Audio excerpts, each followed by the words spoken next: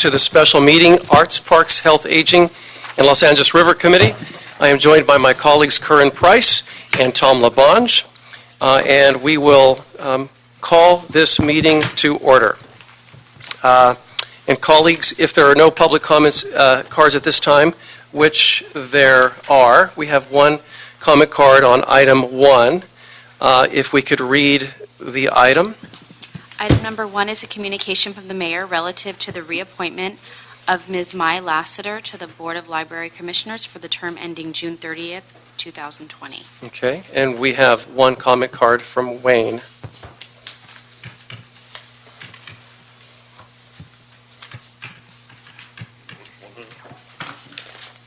Okay. Yes, I'm sure she's capable of holding the seat, but what we should know is, for this applicant, do we need to spend so much money on libraries the way they are? 90% of everything is digital content, and yet you go into these libraries and everything is these old books on these shelves, and we're still paying for periodicals, wasting hundreds of millions of dollars on 200-year-old antiquated technology. So I'd like to see if Ms. Lassiter would be willing maybe to close half of the libraries and then put them online. Take all of the texts out of the central library going back 100 years and put them online so everybody can have access to all of those old periodicals, which are really good, but they're not online. Just go digital. Save the city a couple of $100 million a year. Thank you. Okay, Wayne, and Ms. Galvin, would you please, I'm sorry, let me back up. So Ms. Lassiter is not able to be here today, so I am going to recommend that we move her forward on consent. Absolutely, and Yeah. Wayne, I want you to go to the Central Library right now and then come back and give us a report, and also get online in the Central Library and see how you could go around the world and see every book that you would imagine. Our best investment is the Los Angeles Public Library. We should open more libraries, and it's our best investment. And I'm shocked, Wayne, a smart guy like you would say that, but it's okay. Thank you. Yep. Mr. Price. I, too, disagree. I don't think we should be closing libraries. I certainly like the idea of putting more online, but I think, the libraries are a real hub of information and community gathering, and I think we need to try to enhance and encourage, expand the libraries. I don't want to close them. So, Just a point of information, I was fortunate to be in Tokyo, and I went online to Los Angeles Public Library and found volumes and volumes of information about our city, and it's there. It's just like Simon and Garfunkel used to say, but a different city facility. It's all happening at the library. yeah. What did Simon and Garfunkel say, though, Mitch? It's Like all a bridge happening at over the zoo. like No. troubled Who said water. zoo? Who said zoo? Good job. You got the award today. Thank you very much. I'm not even from here. That's all right. Good job. Thank you. All right. As someone who spent his childhood in a public library, I concur with both of my colleagues on this one.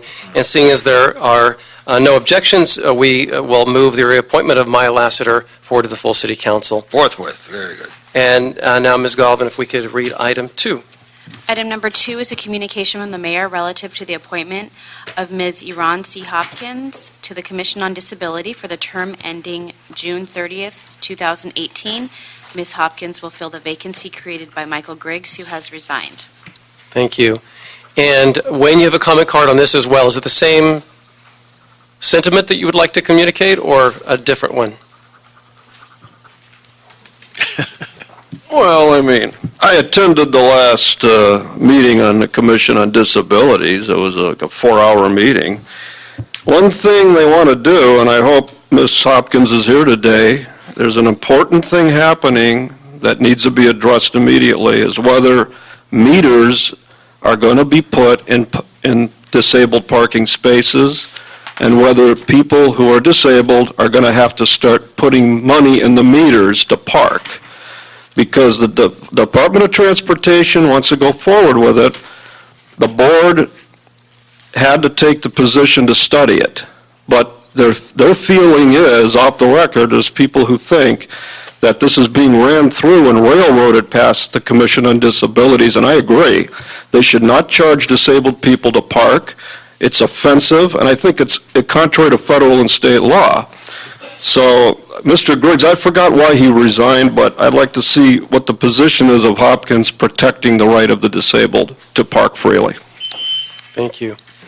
And Ms. Hopkins, if you could please come forward. And I want to welcome you. We had a great conversation last week.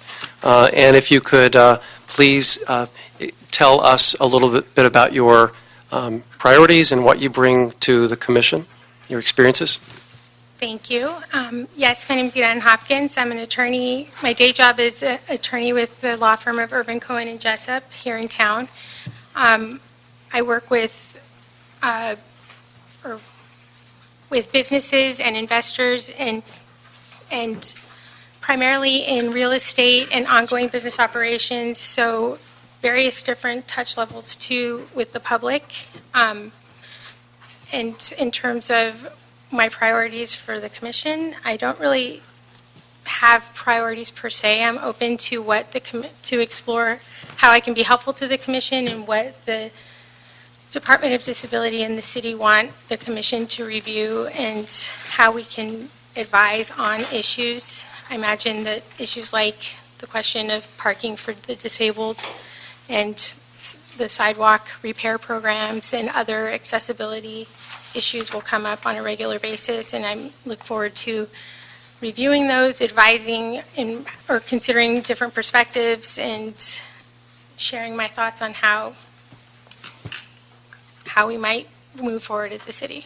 And let me ask you, what are some of the largest challenges that the disability community faces in the city of Los Angeles from your perspective? I think it's the vast expanse that the city footprint has. Being able to navigate the city is, in other cities, that can be a little more condensed. You know, San Francisco, New York, the boroughs there. There may have, the great people here have to go greater distances in order to access their workplace, their children's schools. So I think it's more, how do we help the disabled navigate the physical footprint of Los Angeles? And then on top of that are the layers of city services on healthcare, all of those other, just the layers that come on in living in a society. And I think one of the biggest challenges is the vast expanse of footprint of Los Angeles. Okay. And colleagues, any questions? For No, Ms. Hopkins? I can tell you got a great heart, and that's all you got to follow your heart and try to help people. I think I would just ask, because the city goes from San Pedro to Chatsworth and from Boyle Heights to Venice, to look at the whole city as a whole. And the one thing I've always stressed is if you work for the State Department of Disability, they will tell you within the city where the highest number through the zip code system of people in special needs are, and then concentrate where the highest number of, help everybody, but concentrate where the highest numbers of people are. We're just processing a upgraded sidewalk program, and wherever it is in the city where the most people who are bound by wheelchair or other disability, then we concentrate on those neighborhoods first, because I think that's real important. So if you could work with that in the county of Los Angeles, I think that'd be good, and you do a great job. Thank you. Thank you. Mr. Price? Thank you. I too just want to thank you for your willingness to serve. This is a very important area for attention, and as Councilwoman Labange mentioned, looking at it holistically, citywide, is very, very critical, especially in areas frequently that are where needs are unmet or the resources may not be there. And so we just appreciate your help in permitting those kinds of communities to leverage limited resources, making programs and policies suitable. So we look forward to working with you. Thank you. Wonderful. And I just, after sitting with you for a little bit last week, and Mr. Labange is right, you definitely care, and you have the experience, the intelligence, the critical thinking. I think you'll add a lot to this committee, and I'm just really pleased that you are accepting the position, volunteering your time to make improve access to the disability community across the city. So I want to thank you for volunteering for this commission. And so without objection, we'll move you forward to the full city council. Thank you very much. Thank I you. look forward to serving. Thank you. And that brings us to item 3. Item number 3 is a motion O'Farrell Labange relative to instructing the city engineer to negotiate a suitable agreement with the National Park Service in regard to the Juan Bautista de Anza National Historic Trail along the Los Angeles River Trail to promote shared recreational and educational objectives. Terrific, thank you. And we have with us, excuse me today, excuse me, we have from the National Park Service, Ranger Hale Sargent, and then we have Michael Affelt from the Bureau of Engineering. So, Yes. welcome. Thank you very much. Thank you. Hello, council members. My name is Mike Affelt with the Bureau of Engineering on loan to the Mayor's Office LA Riverworks team. Thank you for the opportunity to move this item forward. We're really excited about this effort along with the National Park Service. And as a result of the hard work of the Urban Waters Federal Partnership, Pauline Louie, the ambassador, is here today. So the city's LA River Revitalization Master Plan emphasized the importance of the LA River Greenway Trail System, and before that, the LA County's 1996 Master Plan emphasized the same. And of course, the city, other proponents continue to build out piece by piece portions of the bikeway trail system and greenway. In addition to that recreational and transportation value, the trail system has a specific cultural relevance in that the river was the route by which Juan Bautista de Anza's Spanish expedition traversed the region. And I won't steal the Rangers' thunder for the details on that. The route was designated by U.S. Congress in 1990, and the National Park Service engages with local partners to certify segments of that trail formally. As a result of hard work through the Urban Waters Federal Partnership and working with your office and others, last year Council issued a resolution to support certification of the trail along the LA River throughout the city. And since then, we've worked with National Park System to develop a framework for that. So we're excited for this motion to now authorize the completion of that agreement. And I'd like to introduce Ranger Hale Sargent of the National Park Service for a little more information about the trail itself. Thank you. Good afternoon. Welcome. Thank you. My name is Hale Sargent. I work in San Francisco with the Juan Bautista de Anza National Historic Trail. And I'm here on behalf of the National Park Service, along with my colleague Patrick Johnston of the National Park Service Rivers Trails and Conservation Assistance Program. We're here on behalf of NPS to share our excitement and support for the certification of the LA River Trail as a component of the Juan Bautista de Anza National Historic Trail. The Anza Trail, as we call it, connects history, culture, and outdoor recreation along a 1,200-mile corridor from the border at Nogales, Arizona, to the San Francisco Bay Area. It's one of just 30 trails that comprise our national trail system. Other trails in the system include the Lewis and Clark Trail, the Oregon Trail, the Trail of Tears, and the Selma to Montgomery National Historic Trail. And like those, the Anza Trail commemorates a story that's important to our country's history and our culture. The Anza Trail tells the story of it follows the migration route of the first non-native families to come overland into present-day California. 30 families traveled from what are today the states of Sonora and Sinaloa in northern Mexico. They traveled for about 8 months on a dangerous journey to establish San Francisco. They reached the Los Angeles River on February 21st, 1776, and remarked on the villages and wildflowers that dotted the landscape when they arrived here. Then they moved north and arrived at San Francisco Bay just 1 week prior to the signing of the Declaration of Independence. The success of this expedition would serve as a model for the expedition to establish Los Angeles just 5 years later. And like the founding families of Los Angeles, the Anza expedition families reflected the ethnic diversity of the population of the Spanish frontier. The Anza Trail, so therefore, represents important aspects of our country's history, including our long history of migration from south to north, the role that women and children played in our country's formative years, the devastating impact that colonization had upon our country's native people, and the ethnic diversity of our founding families. Certification means that we, the National Park Service, you, the City of Los Angeles, and by extension the community here, simply recognize that the Los Angeles River Corridor is a very important piece of this larger story. Certification is simply a mutual acknowledgement.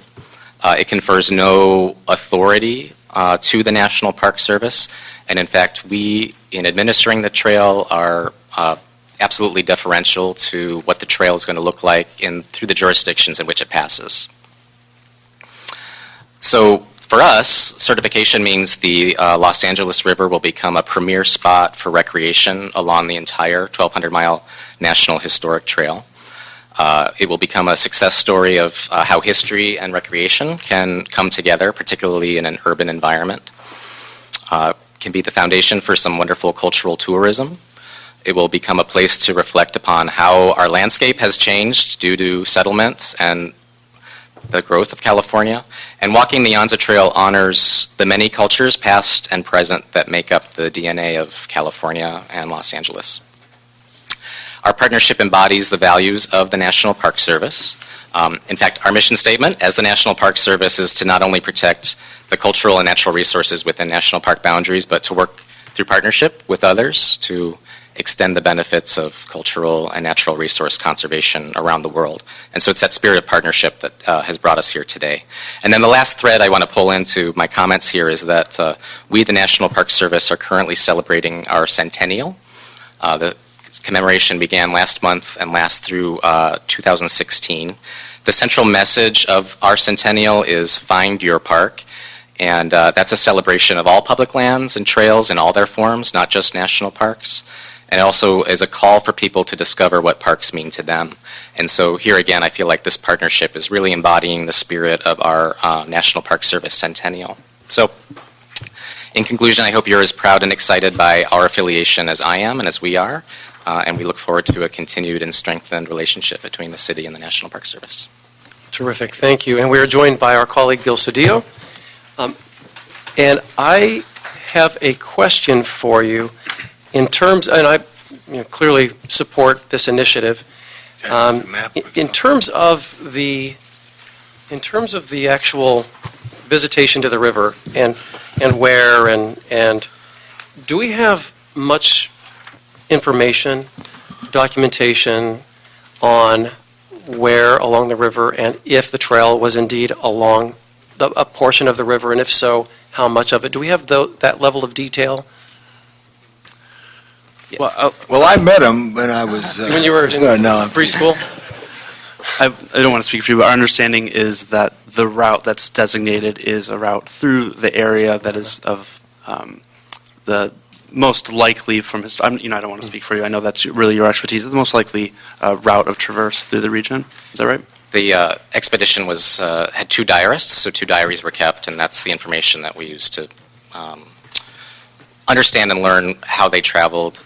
In addition, as when we were established as a National Historic Trail, we were also tasked with the creation of a continuous 1,200-mile recreation trail that would, as close as possible, mirror the historic corridor, but is not necessarily within that corridor. And so I'm careful wherever I am along the trail not to make claims that we're walking in the footsteps because there's no physical evidence. Clearly, they described the river and the Tongva, most likely, along the river and the way they lived and what they did.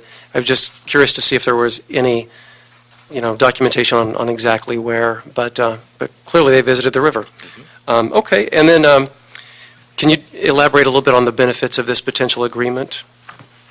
Sure. For us, for the National Park Service, I think the benefit is this mutual acknowledgement and laying the foundation for future partnerships and future ideas. Again, it confers no legal authority or rights upon us, but it's acknowledgement that this becomes one of the premier sites to experience the legacy of the Yanza expedition in Arizona, California. And we also work with friends and partners in Mexico as well. And this could also include city properties such as recreation and parks, land, facilities, state property, etc. How is that dealt with? What is the sort of process for involving publicly owned land? Well, our understanding is as the Rangers said, they're very deferential to the local jurisdiction and how we want to pursue the actual trail projects, be they bikeways, greenways. So our processes would not change as a result of this. We would develop projects, implement projects. Our partners would do the same in the same ways, and signage usage would be reviewed in the same way as it is now. What this affirmation allows us to do is to work more closely together on the educational aspects of that, on the historical context, but our processes for pursuing projects would be the same. Okay. All right, I'm sure my colleagues have comments or questions. Not just something, it's a great project. I look forward to seeing its completion, but when do we think it's going to start? What's the plan to? So we've already been working with National Park Service to develop a framework of an agreement. It's relatively concise and largely an affirmation of working together. So we have a good draft going already, and this motion is going to allow the city engineer to take the lead in finalizing that agreement and then authorizing signatures of the relevant departments. So we're well on our way. Yeah, great. Thank you. Mr. LeBon. The expedition preceded the founding of Los Angeles. Los Angeles founded in 1781. And that being said, basically they came from the Mission San Gabriel prior to when the Pueblo was founded, correct? The day they passed through this area, they had started that morning 1776. commission. That's correct. Right. Yes. And basically it's like Valley Boulevard into town, and where the river was is like right where Union Station's front door is now, and where the MWD is, and there's a plaque in between that kind of says where the boundary was, Stephanie, so you could find it on one of your field trips. And then I would imagine what we should do, and I see Claire here, who's one of the great ones from our planning department, is try to connect the trail from that point. Also recognize the Valley Boulevard, if I could use that, in from Mission San Gabriel. Claire's right behind me, so I don't mean to be looking at you. And then go north through the state park that Mr. Cedillo was so involved in the cornfields, to Elysian Park, possibly just to connect the parks. And I'm just throwing this out, Mitch, because if it's not defined, we could use some artistic qualities to bring people to public spaces, and maybe have dual trails, one that would go from the cornfields up the San Fernando Road corridor, and then west towards Griffith Park, or one that could go through Elysian Park. One of the sad things that I don't see us being able to do is connect the cornfields, the state park, to Elysian Park as well, because of development and grades. But maybe that trail will bring people through Elysian, because there's not the hiking like there is in Griffith. But anyway, further north, and I know you've gone through the river corridor, and the freeway displaced when the park used to be right up to the edge, but figure out what is the best side. I know we've had a number of walks about 7 years ago, I think, when they first reenacted it or so, and then last year they did it too, and some of the groups at Griffith Park got involved. But use your imagination, but I think it's good to connect people to, and so that you try to find the trail. All I can tell you this, one day I found 3 guys. This is not in 1781 time, but it's like this is about 1991 or maybe. 3 guys, one from New Jersey, New York, and Pennsylvania, and they were on Larchmont Boulevard with 3 big binders.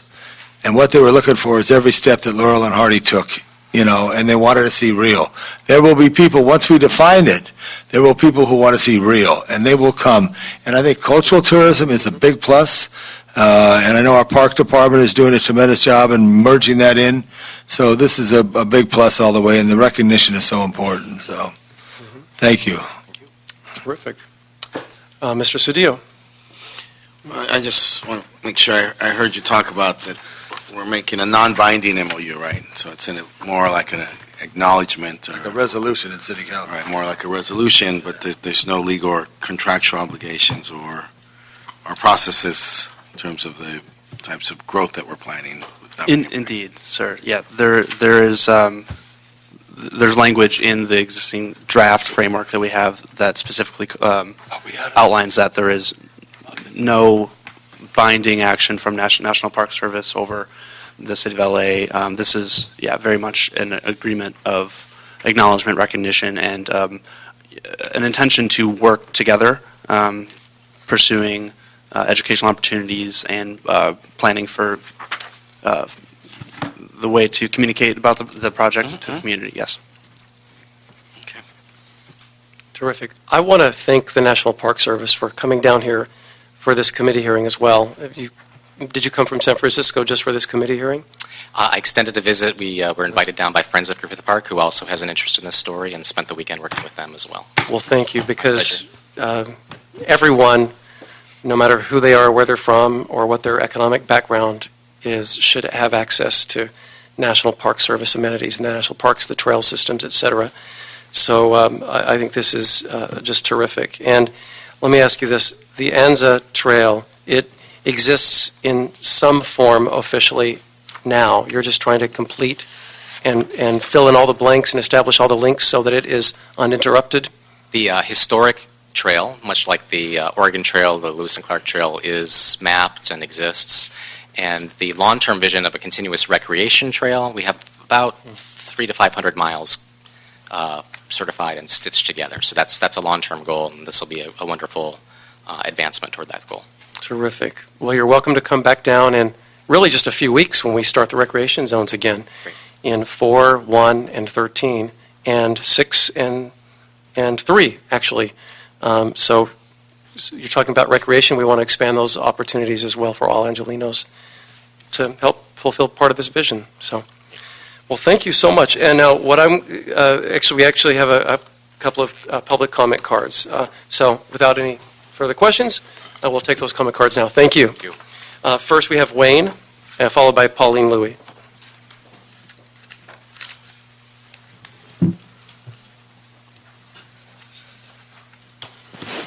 I think that was a good question by committee member Cedillo to make sure that it's not legally binding.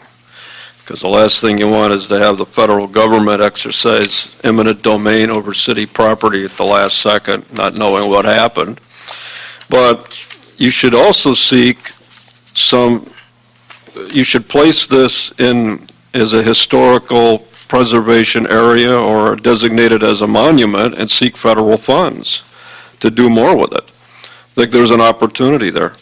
He's got to do 1,200 miles. He's only got 300 miles, so if you could push it along, it would be good, because I have to admit, it sounds like a good project, but federal funds and designating it as a monument for funding would be a great idea. Get state and federal funds into the city, put in bike paths and parking and camping grounds.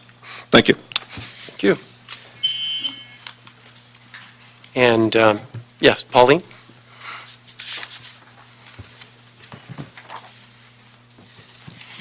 Good afternoon, committee members.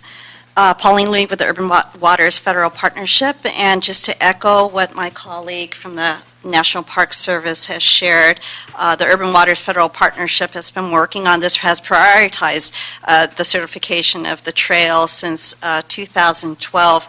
We're really excited that this is now coming before you and excited about the prospects of what it could do.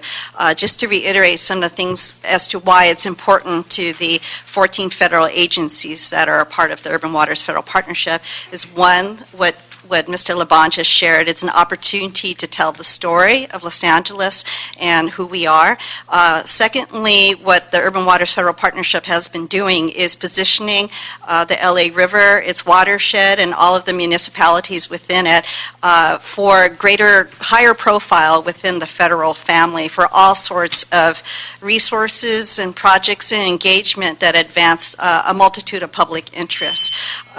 And also want to just say my colleague, Michael Jensen from the Urban Waters Albuquerque location is here because he wanted to hear what we're doing here in Los Angeles. Thank you. Thank you, Ms. Louie, and welcome. Welcome. So, colleagues, what I'd like to do is give some further instructions. Amend the motion to instruct the city engineer and all other affected entities to report to council with a finalized agreement prior to execution, to ensure that all respective boards, if necessary, and outside entities that are affected, including but not limited to the County of Los Angeles, have been made aware of the agreement and all issues raised by their city or non-city entities and just make sure they've been addressed. And I think that that might address any lingering questions or concerns that weren't articulated in the moving clause. So without objection, I'd like to amend the motion, approve the amended motion as such. I got a friendly amendment that the representative of the Planning Department and the Bureau of Engineering take our guests from Albuquerque and San Francisco up to the Tom Bradley Tower before they leave this building. Thank you. I'll second that. All right. Without objections, we will approve the motion as amended and instruct that tour. Good job. Thank you. Forthwith. Thank you, sir. All right. We will now go to item 4.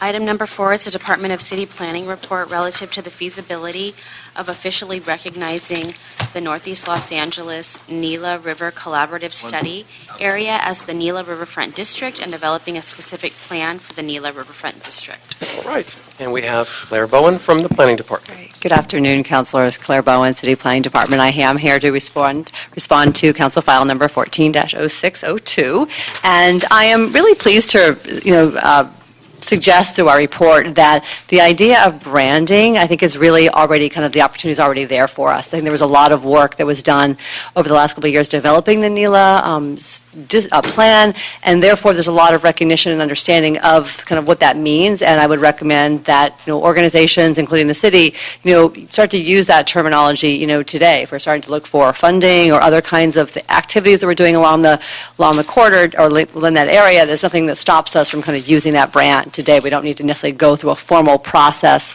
of adopting it. Should we in the future want to do any specific zoning or actually do any kind of land use changes in that area, there might be opportunity there and to do kind of a more formal branding, but I would suggest we don't need to go through that effort today, and that we actually had that opportunity for us. So that's kind of a good thing. It's always better, easier to kind of do things now instead of waiting for formal, sometimes long drawn-out city processes. The other is around the idea of developing a specific plan.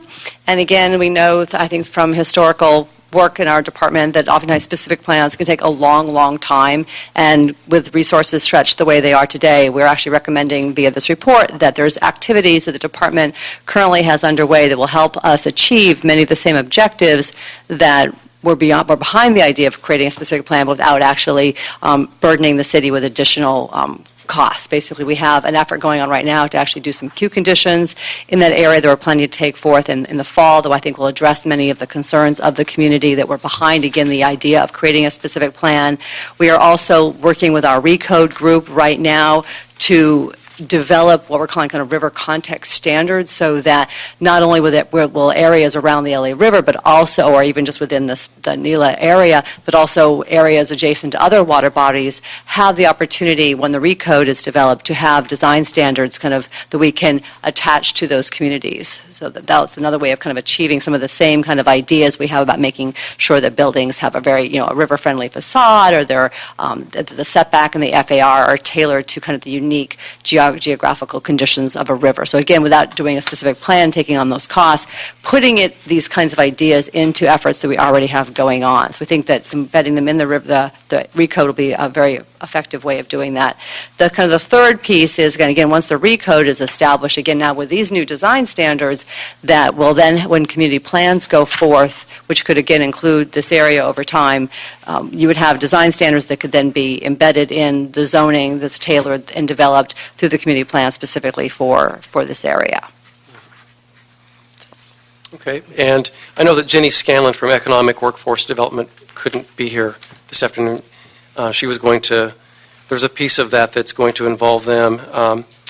But, so you already touched upon RECODE, existing sort of planning efforts going on along the river. Right. There's also EIFDs now, there's the Mayor Sustainability Plan, there's RIO, there's a lot going on in terms of documents that are more likely to capture some of the values that were identified, some of the goals that were identified from the recommendations from the NELA. Exactly. So I think this is an opportunity really to leverage the things we're already doing without taking on yet an additional work plan that would in some ways duplicate some of those efforts. So I think it's a more efficient way of doing things. Okay.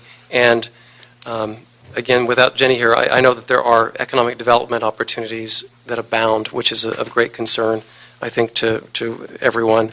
So I'll look forward to hearing more about that, too. But colleagues, questions, thoughts? Just, Bunch? if I could, I run into people all the time, and I run into a lot of people from Elysian Valley.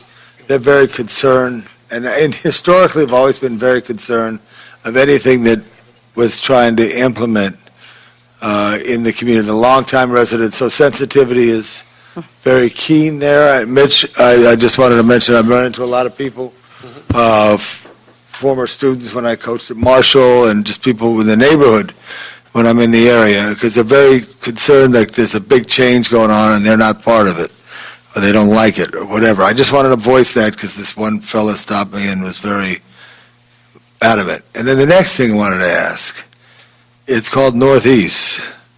Why is it Northeast there, Claire? Because it's the name of the community plan that's in that area of the Northeast. LA Community Plan is the northeastern area of the city boundaries. Yeah, why is it Northeast? Because really, this is First and Main. So if this is Main Street, everything north of First is north, Right. and everything west of Main is west. Right. Do you know why? I have the a feeling river is we're the about to get boundary. schooled from Tom LeBond on why. A former councilman named Art Snyder was up for his third recall or something of this nature here. And at the time, the Los Angeles Police Department had their names more neighborhood names, like there was Venice Division, and there was University Division, and then there was Hollenbeck, but Hollenbeck stayed, Highland Park Division. And sometimes people would complain in Silver Lake or wherever, but Rampart was up in Silver Lake then, that it was so far away from the station or University Division, there was always a lot of, they went geographical. They went geographical, like Southeast Division, Pacific Division, and then Northeast. But Northeast was really the Northeast newspapers, and Councilman Snyder had it be called Northeast in hopes of getting the endorsement to beat back the recall. It's truth, because this is no reason in the world, because that is truly Northwest. So only because I got this nice map from the federal government, and the federal government is here, I thought I should clarify, because you were talking about names. You know, I don't know if you want to call it North by Northwest, because you truly are North by Northwest on the river as it, in the most open bottom part of it, because you're north and west of Main Street. So kick it around when you're talking to your other people. I know that may be a big deal, but I wanted to express that because I thought of it when the federal government was speaking there and wanted to, they don't want to claim any responsibility for anything other than get recognition, which is a good thing. I'm for that. Thank you. Yes. You don't have to do anything, Claire. I'm just telling you. That's why I'm just nodding. Yeah, sure. Not that you ever listen to me, Claire. Thank you, Mr. LeBond. True. Dio. I don't want to contradict my colleague. I don't know. I think North is, Northeast. we have South Los Angeles, Yeah. and you think North Los Angeles, and then you think East. I mean, you think of maybe La Brea or Fairfax or 405, depending where you sit is how you determine what's East. But clearly, Northeast as a community is over here, Northeast, and the corner of the city. Yeah, but you're a Roosevelt guy. Do you hear that people who live in Silver Lake call themselves East Siders? Does that Yeah. offend you? No, it doesn't offend me. Because they use a demarcation of like Fairfax or La Brea. I know, but they're not. But real even East the Siders. 405. Roosevelt. Guys from Right. Roosevelt. You're an East Sider. I'm an East Sider. I rest my case. Don't take it. But even people on the other side of the 405, I mean, that's the demarcation. But there's no question as we abut the areas that abut Pasadena, South Pass, Alhambra, unincorporated, that's the east side of the city. I mean, that's as far east Right. as you can go, right? And the northern parts are those that abut Glendale. I mean, you can't go much further north than that. And so I'm just saying that's kind of the northeast. But you're right. I have a couple other questions. So there were a couple of things I'd like to hear from you in terms of my colleague indicated we have a whole series of designations here, the CASP, the RIO, all these different plans. Do we have too many plans? What is the perfect plan? And the real concern I have is how these plans impact opportunities for economic development. That's my main concern. I don't want to fetter economic development. Tomorrow we're making a huge leap forward, faithfully, that we can help alleviate and address poverty and address many of the quality of life concerns of residents of LA. But I don't want us to create plans that limit our ability in terms of housing, affordability, supply of housing, etc., that encumber us. And so I'm just concerned about that. Right. Well, really, one of the ideas behind the RECODE effort that's underway now, which is really why I kind of leapt to that solution here, was that part of the reason we've done things like the River Improvement Overlay or the Cornfield Arroyo Seco specific plan is because the zoning we have in place today doesn't come along with kind of design standards. It really talks about, height, it talks about the kind of the uses, but it's left design kind of to the side. I think there's been a lot of concern in communities around the city over the last number of years wanting kind of design to be embedded in our zoning code, which is why we've ended up with so many specific plans and overlays to kind of make up for that deficiency. And with the idea with the RECODE effort is that we're going to be able to stop kind of having these kind of other band-aids or these other packages, and that we're going to now finally have a zoning code that has design standards kind of embedded with it, and that will then use the community planning process, so the community will have the opportunity to be very engaged in that, to identify which specific design standards do they want to marry with the uses and the setbacks and the FAR and the height to be tailored to their area. So we'll be able to actually eliminate all these kind of overlays in these specific plans over time, and so that somebody developing in the community or even the community, the members themselves, will have a much more transparent idea of what you can do and what you're expected to do, and therefore the community will also have a better understanding of what's going to actually result in that area. So I think from an economic development perspective, that moving away from all these overlays and specific plans will be very healthy for the city. It's definitely going to take us some time, but I think it's a more efficient way to go, which is why I'm certainly arguing in this case that we don't do the specific plan and that we kind of wait for this process that we've begun under the RECODE, and then eventually the update to the community planning process that will start after that's finished. Okay. And this, we share, my colleague and I share the river. Yes. Does this seep over to CD1, or is this CD13 exclusive, or? The NELA collaborative studied 1, 13, and areas of 4. That's correct. As well. Right. It's everything on kind of the east side of the river from, I'm not sure what the northern boundary was, but all the way down to, I believe, down to Main Street. So it covers the southern portion or the eastern portion of the CASP, as well as then kind of north up around Rio de Los Angeles State Park. So it's a fairly expansive area, and obviously there was a lot of great ideas that came out of that. And including Taylor Yard and... Right, but I see some restrictions here, for example, on the 30-foot height restrictions. Those are for what areas specifically?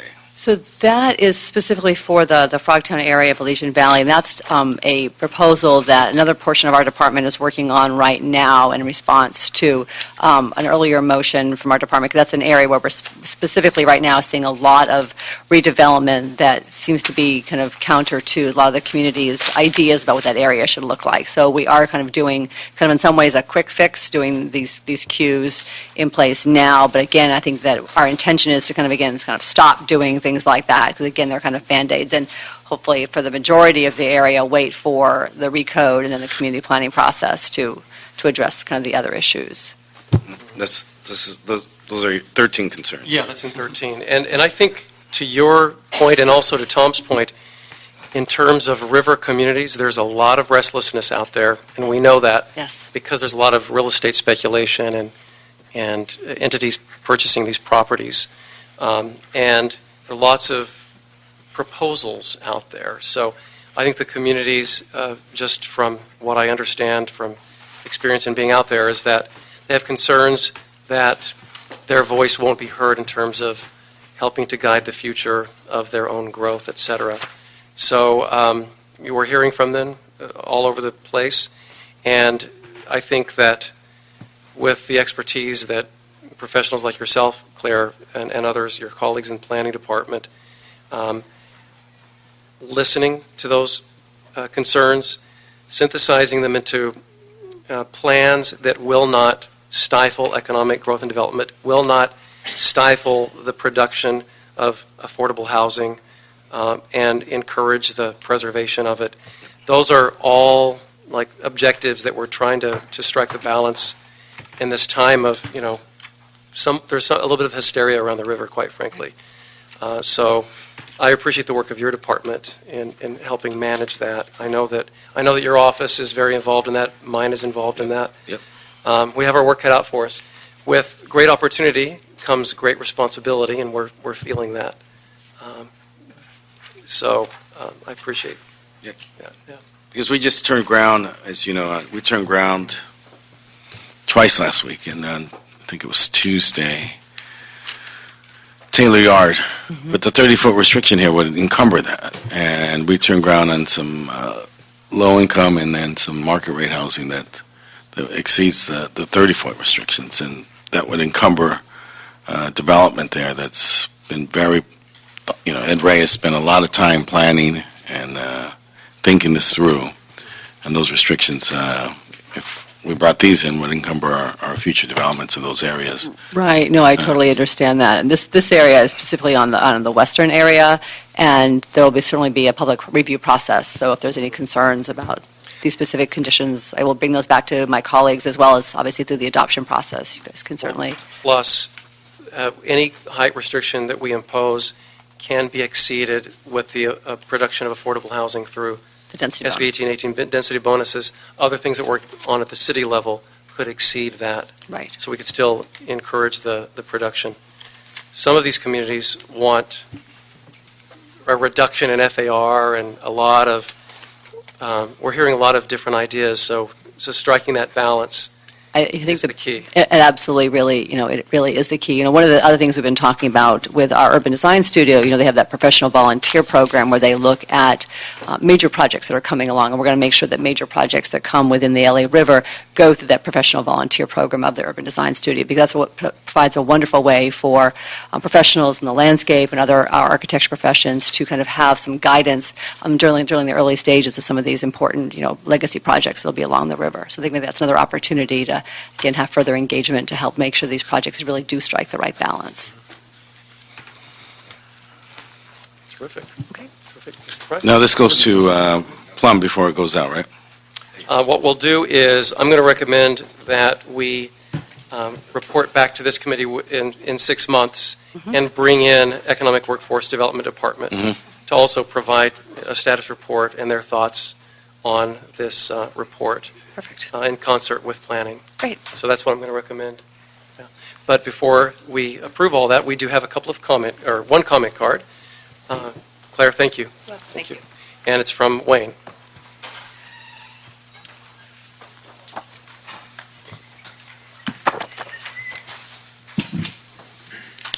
Seems Atwater Village Neighborhood Council that says they're against this plan unless amended. According to the new, next door to us, we're having the Board of Neighborhood Commissioners meeting today, and number 7 on their agenda, the Grand Poobah of L.A., Herb Wesson, says that the Neighborhood Council should have more speaking time and that their thoughts should be given more precedence. So if they're against it, why are they against it? It was never mentioned. Why is Atwater Village Neighborhood Council against this plan? So if they are against it, then why are they against it, and why is nobody here representing Atwater Village before this goes forward? And then this 30-foot height restriction, that sounds a little weird if you're going to be building apartment buildings. That sounds a little restrictive, and if a project's been going on 4 years, you might be killing affordable housing. So that's my thoughts. 1 minute. Okay, as I mentioned, I will instruct Planning and Economic Workforce Development Department to report back within 6 months. Without objection, we'll move that forward. I'd like to now go to item 5. Item number 5 is a LA for Kids Steering Committee report, ordinance, and resolution relative to the 2015-16 Proposition K assessment.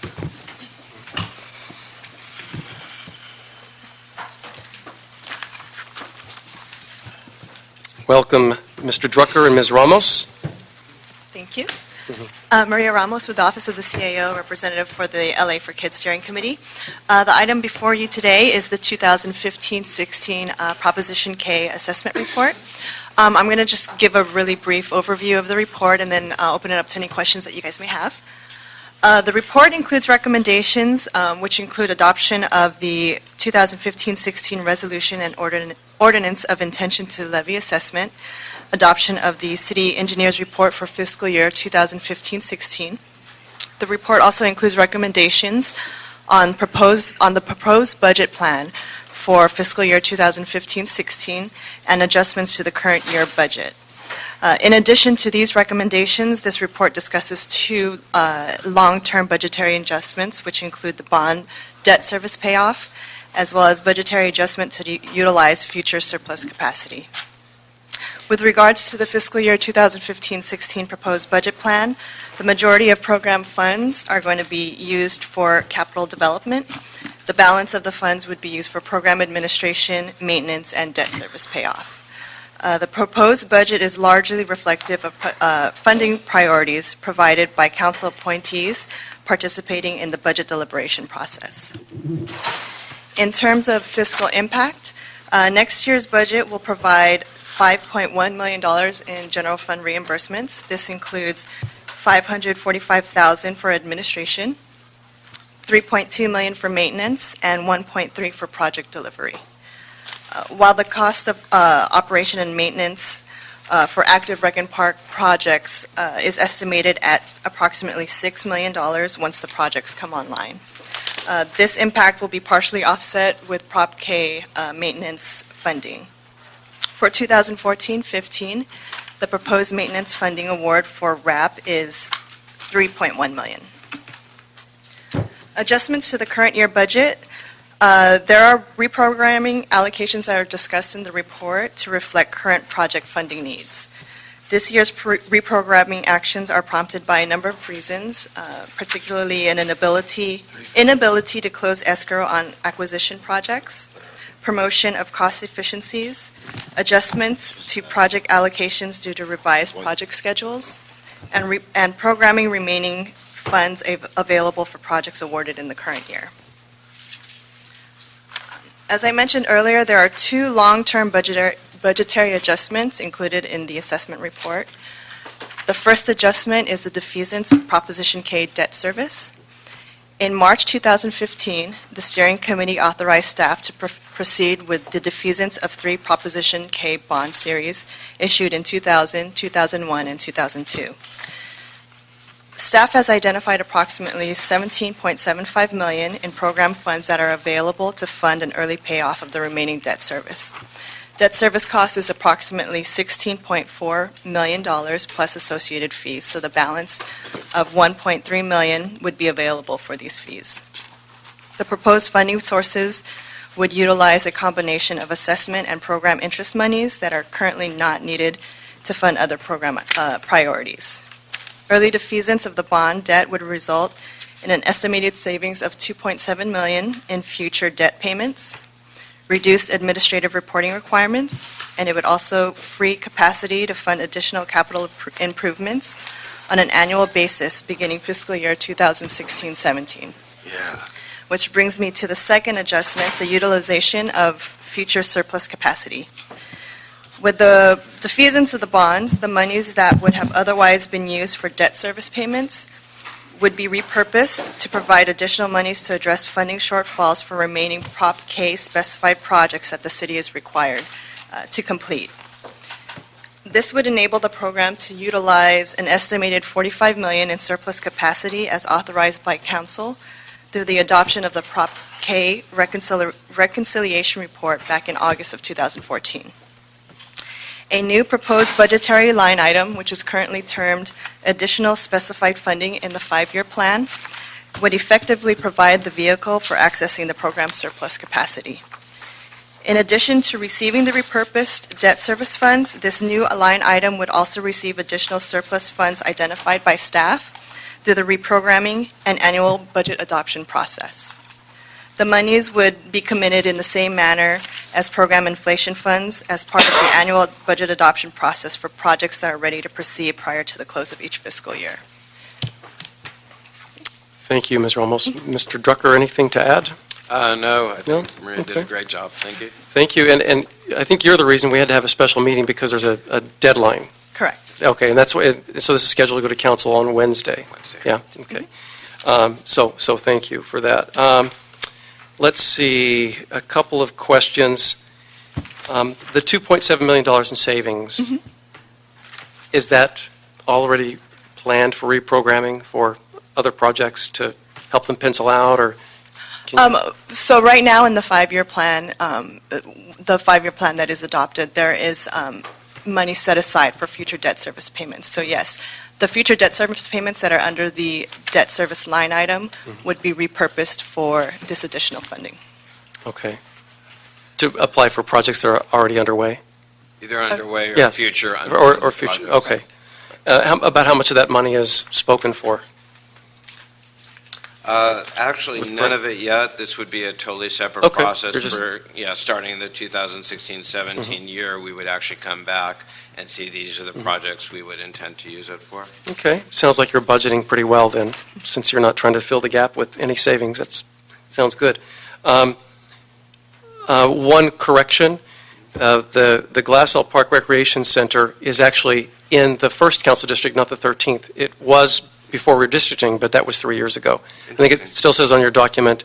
Yeah, and I Got did that. look it up. It still says in the city, if you look in the City of Los Angeles website, it still says CD13, so that would have to be changed at that level as well. then. Yes, I'm sure Mr. Cedillo wants to correct the record. All the money we can get. That's right. Okay, we will make that change, and we will see if we can talk to the folks who run the city's Great. website and make the change there as well.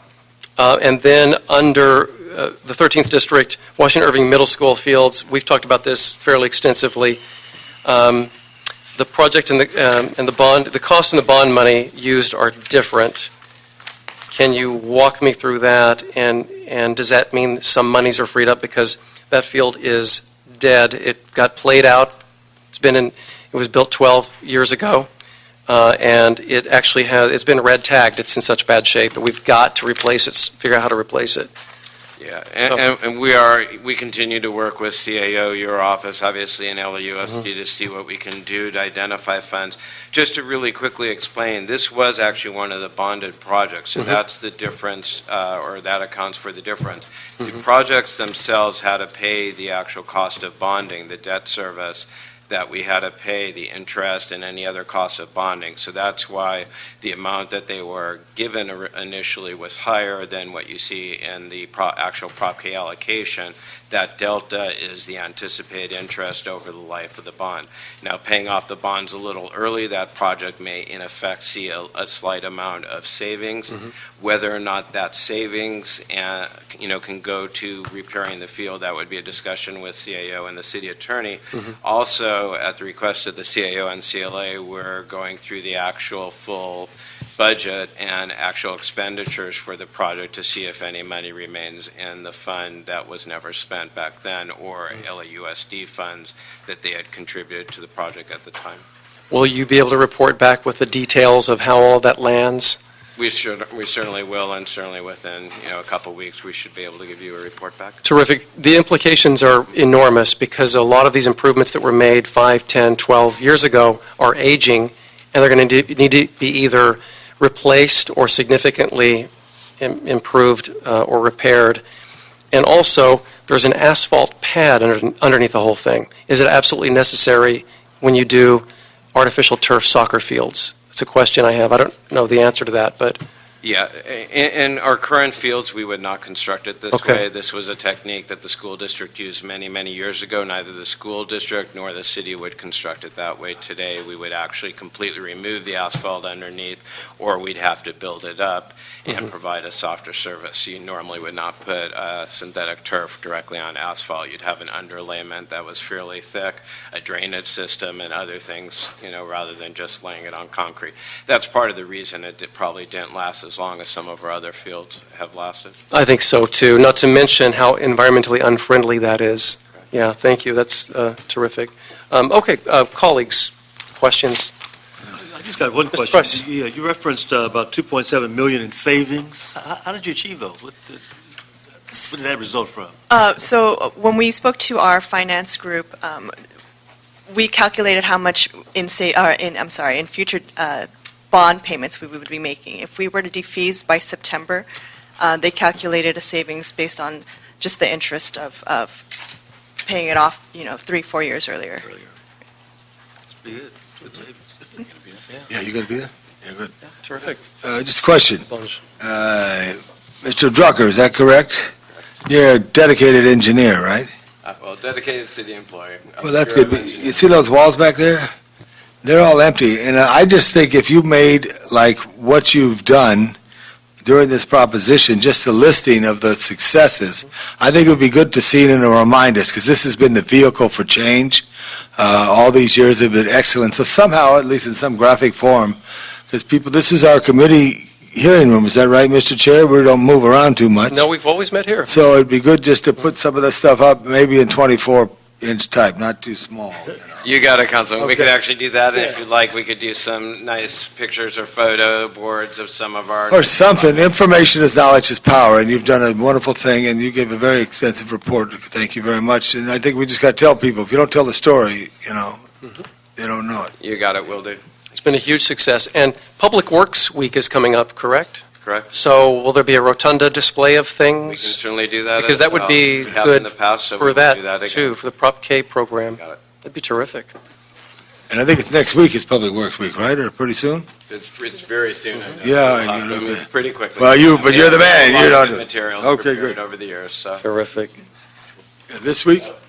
we'll work with Les. Oh, it's this week. So we're in it. Be our experts. So. We better get to work on those, thank you. All right, so with that technical correction on Glassell Park Rec Center, we would like to move this forward, the recommendations forward for council on Wednesday, so we can keep up the great success that you all have been responsible for. Thank you. Thank you. Without objection, we will move forward. And we will now hear item 6, so please read the item, and we'll hear public comments first on item 6. Item number 6 is motion Labange O'Farrell relative to instructing the Department of Recreation and Parks to facilitate discussion with the Griffith Park Adult Club to discuss the feasibility of redevelopment of the Griffith Park Adult Community Center and to come up with recommendations not limited to adding a therapeutic senior pool, a space for exercise, and identifying ways to better accommodate and meet the needs of seniors. Thank you, sir. We'll hear from Wayne first, and then we'll hear from Stephanie Vindig.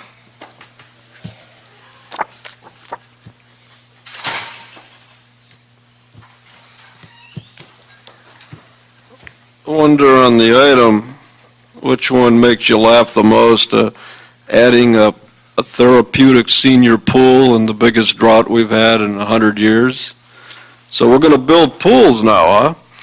So since you're going to add a brand-new pool, then that means the rest of the pools all have to be filled now around the city and fixed because you have the water to do that. So once again, we have a situation here where we're going to build a new pool in a drought. It's really funny. I wonder who comes up with that. So that must be a mistype. That probably just was. No, we want it done, so continue with your comment. Well, why would you build a pool in a drought? Because people need it. And look You at need to seniors. consider Some of these water. people are here. You're Yeah. facing those people. Represent those people there, Mr. Wayne. Why would you build it in a drought? Because you need it for the health and welfare of the people. You And can- conservation will help on the other end. You don't put new projects with waterworks in a drought, right? You don't understand people, Wayne. That's right. Yeah, so All right, Wayne, anything to wrap it up? Because your time expired. okay. Yeah, I just thought that was a misprint, but I could see it's not. Okay. Ms. Vindig, I was going to tell him. Stephanie? to get back. Stephanie Vindig? He's not for months.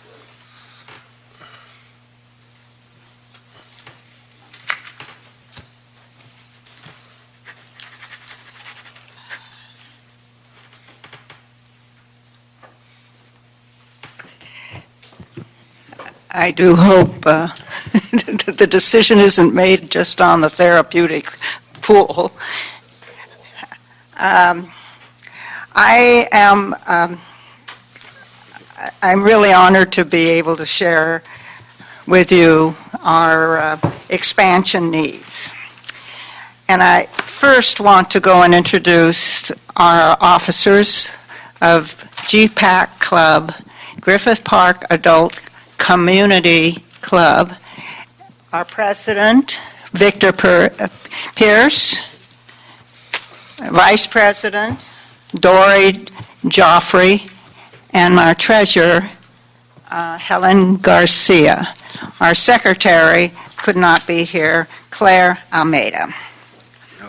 And I am putting the file, some of the things we're talking about, and that you will be able to read at your leisure. We started our journey in 1999 when a senior, Leah Medico, questioned why there were no adult activities at the Silver Lake Recreation Center. We organized the Silver Lake Senior Club and created our own activities, but could only function there at the center when the children were out of school. In fact, during the summer, we had to go off campus because they have the day camps. It's a very small center. Due to limited space, we contacted the department and our council members. Thanks to Mr. Labange, the motion to use the portables from the observatory remodeling came to this committee on November 9th, 2004. And on January 31st, 2008, GPAC opened its doors. After 7 years, when we went from 400 to over 700 members, we have found that once again, our space is limited. Our pressing needs include a multi-purpose, particularly. Stephanie, can you wrap it up? Because it's been over 2 minutes. So what? It's been over 2 minutes. It's been over 2 minutes. Oh. You're beyond your limit, so I just keep wrap it up and trying to wrap it up and we'll be good. Okay. And so meanwhile, we have pressing needs, and in there you will have to see what our pressing needs are. We serve a large community, and you also have knowledge of those communities. I think it serves several. And we're over 13% of the people over 65 and live in these communities, and they are increasing.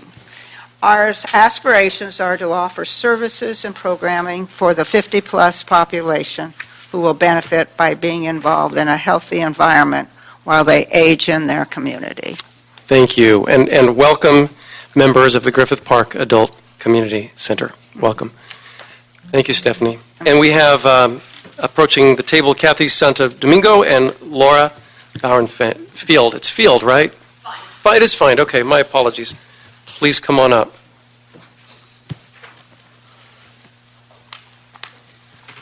Good afternoon, council members. Kathy Santo Domingo, Superintendent over Planning, Construction, and Maintenance, Department of Recreation and Parks. We're certainly, as a department, very supportive of this particular motion. We understand the needs of our seniors. I myself, on a personal note, my dad is 83 years old and he lives with me, so I certainly understand the needs from that perspective. That being said, after the introduction of the motion, our department met with the seniors, and I believe that is our starting point. Laura and also Ramon Barajas, our Assistant General Manager, met with the seniors, and it was a first meeting in terms of trying to understand what are the needs.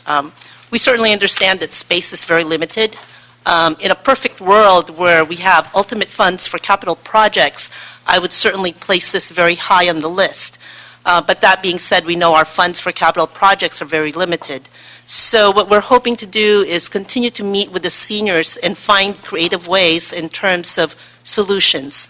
I know that this particular therapeutic senior pool came up as a conversation. I believe in the course of that meeting, I wasn't particularly present, but what staff has conveyed to me is that perhaps looking at our existing pool and facilitating a heating element for that pool. So these are the types of creative solutions that we're looking into. At this point, we don't really have a specific list of recommendations, but what we're hoping to do is continue to meet with the seniors and come up with a comprehensive space recommendations, looking at what minimum conversions can we do with our existing facilities, look into our existing facilities in terms of accommodating our seniors, and then in a future plan, look at creative possibilities for grant options in terms of funding requests for various grant availabilities, and then develop a senior center in the area. Okay, thank you. I have nothing to add. Nothing to add. All right, Mr. Labange, take Thank it you. away. Who's the coordinator for seniors in Recreation and Parks? At this point, I'm not certain that there is, but I know Joe Salias is our newly appointed Right. superintendent over. Why I brought this forward is, number one, members, is winding down, but there used to be a coordinator for seniors, a voice for seniors in Recreation and Parks, one unified voice. One of the things I'm very happy that I was able to get this center built. It was, I think, 12 years ago that I was at the Silver Lake Recreation Center, and there's a room about half this size for their senior centers, and I was turning 50, and they sang me happy birthday, and then they gave me an AARP application. And just at that time, we had completed work at the observatory, and we own our own trailers now. We don't rent them. And we were able to make the match, and the money that was given in a settlement to this, from the city of Glendale to Los Angeles did go north of the river by the 134. There was $555,000 that was used to move and install these senior centers, which has brought Elysian Valley, Glassell Park, Silver Lake, Los Feliz, East Hollywood, Atwater Village, all together as a center. And I think it's, first of all, in this budget that comes up, we got to fight for recreation and parks. And from the great Ninth to the historic First to the fabulous 13th and all the other districts, we've got to get a senior coordinator. So there's an advocate voice. Ms. Santa Domingo does a tremendous job in trying to juggle all the projects that are there. Ms. Brennanfield's in charge of all the challenges of maintenance and the Urban Forestry Division citywide, as well as Griffith Park and other things. So there needs to be a voice. And then also we have to look do an assessment citywide. When I first started with the city, seniors were just getting very popular. And when I say that, there was voices where we did build senior centers. We mentioned Glassell Park, which is now in the First. That was the biggest issue back when I first started in '76. And instead of buying land, they built a senior center. The downside of that is the land that they could have bought, which was now where the public storage is, would have made great sports fields or whatever. So there's always a choice on that. But Tom, they didn't actually build a senior center. They stuck them in the gymnasium in 2005 through negotiations with public storage, which I was the lead on. We created a senior center for Glassell Park.